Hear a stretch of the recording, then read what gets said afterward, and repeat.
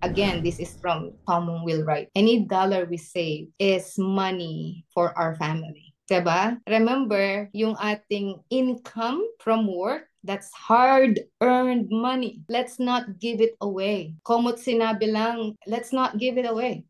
That is our money. That's our hard-earned. Ipaglaban natin yon. So, if there are ways, maybe this time, kung hindi pa kayo nakakapag-file ng tax for this year, ibahin nyo ang story. Sabihin nyo sa gagawa ng tax nyo, I want a refund. I don't want to pay. I want a big refund this year. And see how will they react. Did you try that before?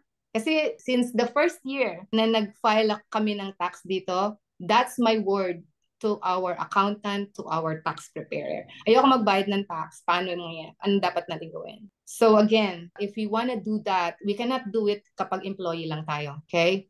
We have to be creative. Kung paano tayo naging creative sa life natin dito, how to survive in Canada, we have to be creative pagdating sa, okay, let's create a business. Tulungan mo akong magnegosyo and those kind of stuff.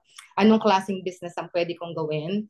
Kasi a business is a tax shelter at bini-encourage tayo ng government na magkaroon tayo ng negosyo. Tandaan nyo yan. So, investment is another shelter. Any kinds of investment. Mapa stocks yan, so any paper assets investment, real estate, especially real estate. Sabi ko sa inyo, bias ako eh. Pagdating sa investment, real estate talaga. Yeah, I'm very biased.